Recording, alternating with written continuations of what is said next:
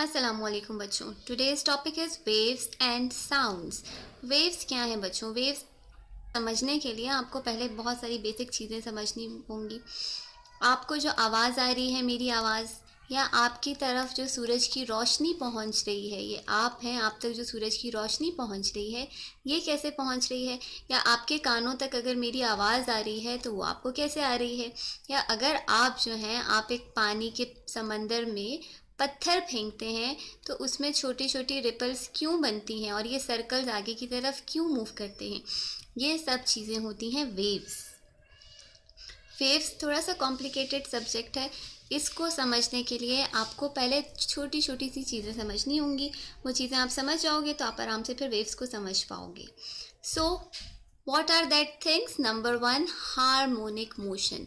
Harmonic motion क्या होता है स्टूडेंट्स? ऐसा मोशन जो बार बार अपने आप को रिपीट कर रहा हो, उस मोशन को हम कहते हैं दिस इज हार्मोनिक मोशन। जैसे टप टप टप टप एक सीक्वेंस में पानी के ड्रॉप्स गिर रहे हों, या कोई भी ऐसा मोशन जो अपने आप को रिपीट कर रहा हो, उस मोशन को हम कहते हैं दिस इज हार्मोनिक मोशन। और अगर यही मोशन एक फिक्स्ड पॉइंट के गिर्द हो रहा हो तो इस मोशन को हम कहते हैं वाइब्रेटरी मोशन या ऑक्सीलेटरी मोशन। एक फिक्स्ड पॉइंट के गिर्द होने वाले टू एंड फ्रो मोशन को हम कहते हैं वाइब्रेटरी मोशन या ऑक्सीलेटरी मोशन।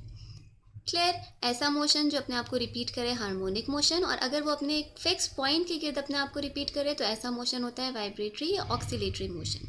इसकी डेफिनेशन मैंने लिखी है, डिस्क्रिप्शन में मैं तमाम डेफिनेशंस लिखूंगी, बहुत अच्छी डेफिनेशंस है, वो आप वहाँ से कॉपी कर सकते हो। अ टाइप ऑफ मोशन जिसमें particle moves to and fro about a fix point is known as vibratory motion. जैसे ये पेंडुलम का मोशन। हार्मोनिक मोशन पता चल गया और वाइब्रेटरी मोशन पता चल गया। अब हम देखते हैं एक एग्जाम्पल। अगर हमारे पास एक स्प्रिंग के साथ एक मास अटैच है, ये स्प्रिंग है और ये मास है, ये इस मास का ओरिजिनल पॉइंट है जिस पॉइंट पे ये मास पड़ा हुआ है। अब आप क्या कर रहे हो? आप चाह रहे हो कि आप अपना जोर लगा के इस मास को थोड़ा सा डिस्प्लेस कर दो, अपनी तरफ खींच लो, इसकी ओरिजिनल पोजीशन से इसको आगे की तरफ ले जाओ। आपने क्या किया? ये मास था जो स्प्रिंग के साथ अटैच था, आप इसको खींच के आगे की तरफ ले गए, यहाँ तक पहुँचा दिया आपने इसको। ये रहे आप।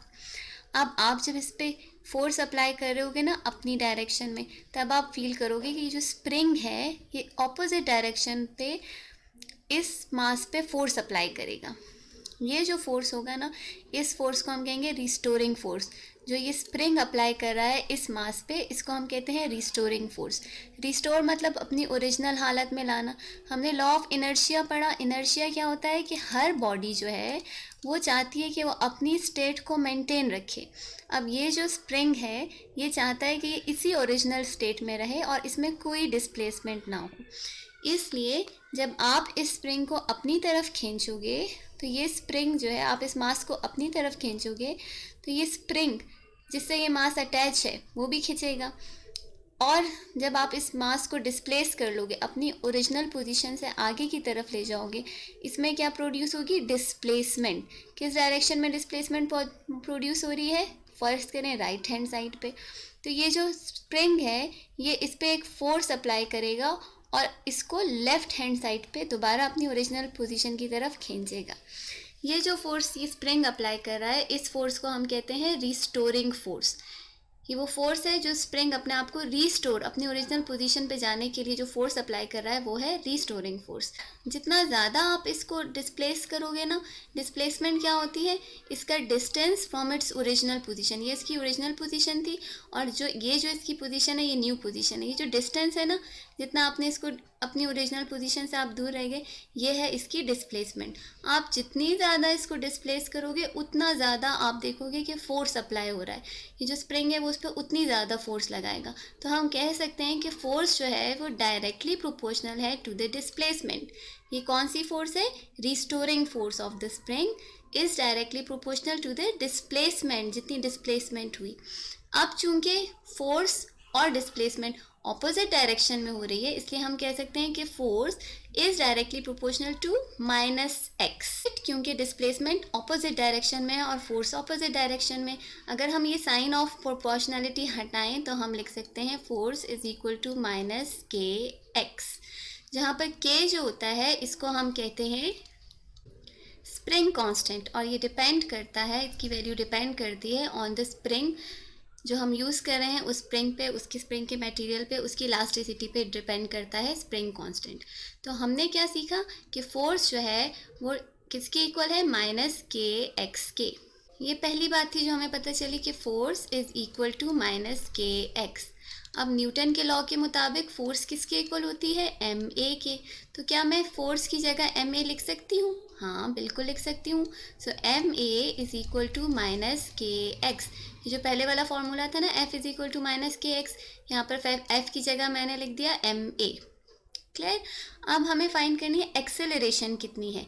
ये जो हमारे पास स्प्रिंग है, जब आप इस पे से फोर्स हटाओगे तो ये मास जो है ये वापस पीछे की तरफ जाएगा, और ये अपनी ओरिजिनल पोजीशन से भी ज़्यादा पीछे की तरफ चला जाएगा इनर्शिया की वजह से। जो इस बॉडी में इनर्शिया है, स्प्रिंग में इनर्शिया है, उसकी वजह से ये मास जो है ये अपनी ओरिजिनल पोजीशन से भी पीछे चला जाएगा, उसके बाद दोबारा आगे आएगा, फिर पीछे जाएगा, फिर आगे आएगा, फिर पीछे जाएगा, और ऐसे ऐसे करते करते अपनी ओरिजिनल पोजीशन पे आके रेस्ट में आ जाएगा।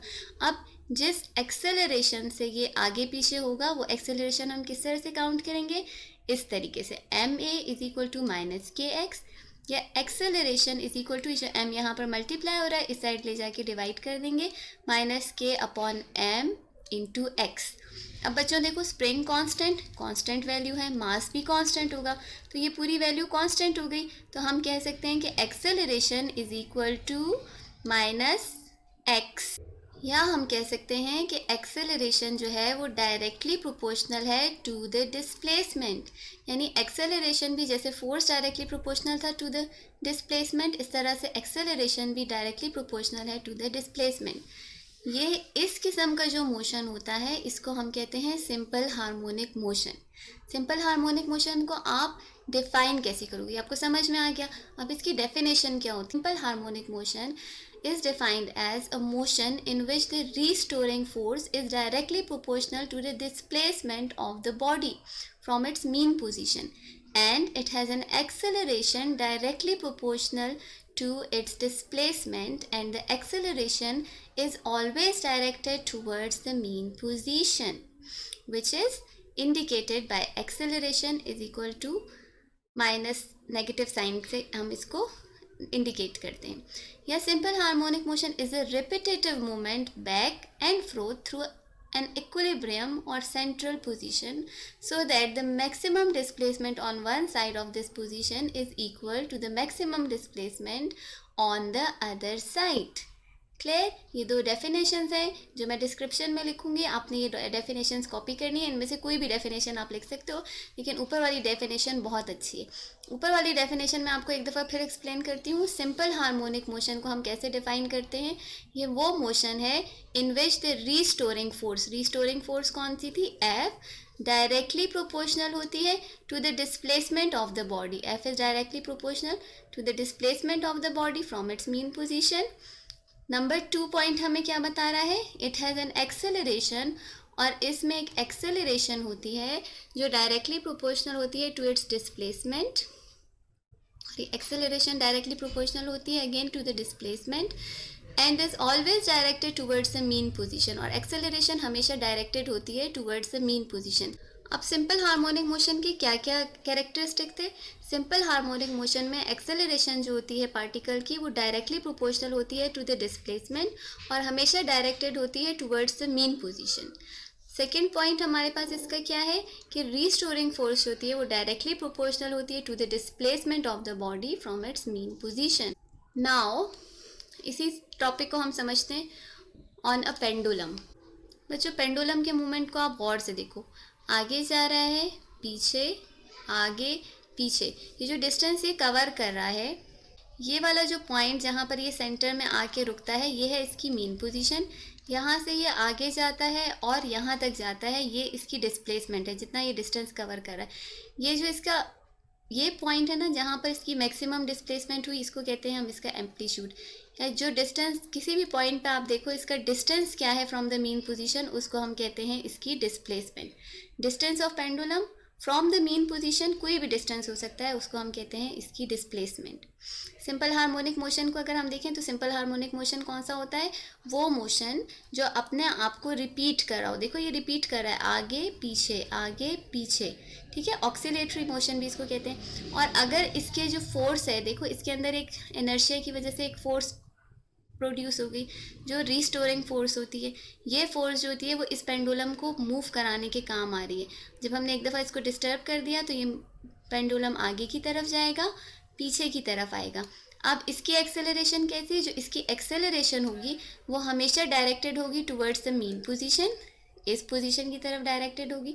और जो रिस्टोरिंग फोर्स होगी वो डिपेंड करेगी अपॉन द डिस्प्लेसमेंट। एक्सेलरेशन भी डिपेंड करती है ऑन द डिस्प्लेसमेंट और रिस्टोरिंग फोर्स भी डिपेंड करती है ऑन द डिस्प्लेसमेंट। जितना ज़्यादा आप इसको डिस्प्लेस करोगे उतनी ज़्यादा एक्सेलरेशन होगी। ये पेंडुलम है, फ़र्ज़ करो मैं इसको इतना सा डिस्प्लेस करती हूँ तो इसमें एक्सेलरेशन क्या होगी, कम। लेकिन अगर मैं इसको यहाँ तक ले जाके छोड़ूंगी तो ये पेंडुलम की एक्सेलरेशन जो है वो भी बढ़ जाएगी। जितना ज़्यादा डिस्प्लेसमेंट होगा उतनी ही ज़्यादा एक्सेलरेशन होगी इस बॉडी में। ऐसे मोशन को हम कहते हैं this is simple harmonic motion.